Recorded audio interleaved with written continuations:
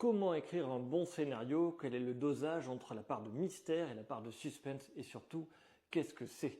Donc voilà, moi c'est Gilou, j'écris de romans de fantasy, l'avènement notamment.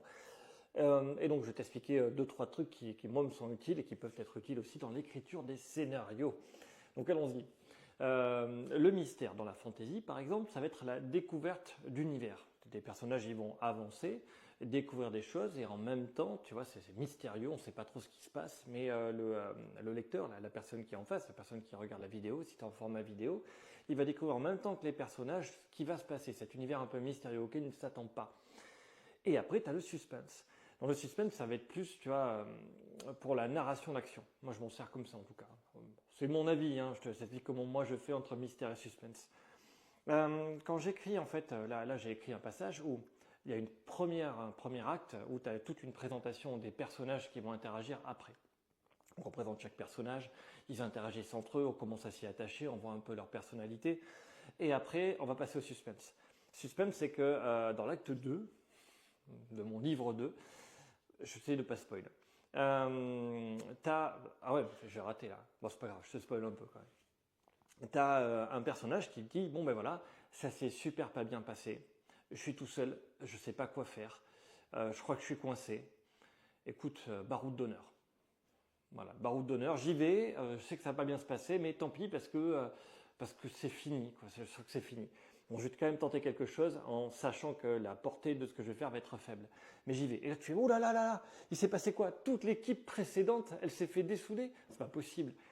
Et bien justement, les scènes d'après, dans le même acte, hein, les scènes d'après, te fait dans l'ordre chronologique, en fait, à partir du moment où tu es là, il s'est passé plein de trucs, juste avant, juste avant, juste avant, juste avant.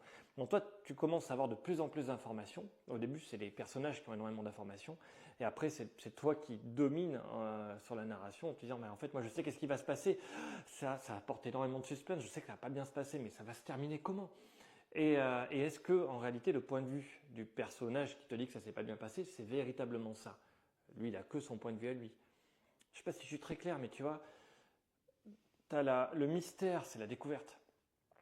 Tu découvres en même temps que les personnages, tu t'émerveilles. Le suspense, c'est tu sais ce qui va se passer, mais pas les personnages. Et donc, tu vas anticiper sur comment quoi, tu vois. Je sais pas si je suis très clair, mais en gros, pour moi, il y a un dosage des deux. Donc, tu vois, là, il y avait, je suis en train d'écrire encore la partie B, la suite du livre 2, le livre, c'est une histoire complète. Voilà. Donc là, le deuxième livre de mon histoire, et là, ils arrivent sur un lieu magique et magnifique qui n'existe pas, qui est fantasmé, qui est dans le domaine onirique, pour faire simple, dans le domaine des rêves. Donc, il y a plein de choses magnifiques. Et donc là, on découvre. Et à un moment, on donne un indice sur ça risque de se passer comme ça. Mais les héros n'ont pas conscience. Et ils vont vers ce chemin. Et là, c'est la part de suspense. Voilà, mystère découverte, suspense, on sait qu'est-ce qui va se passer, donc c'est le point de vue du narrateur qui change. Mais je crois que j'ai déjà dit ça, je me répète. Hein. Bon, je te dis à plus tard.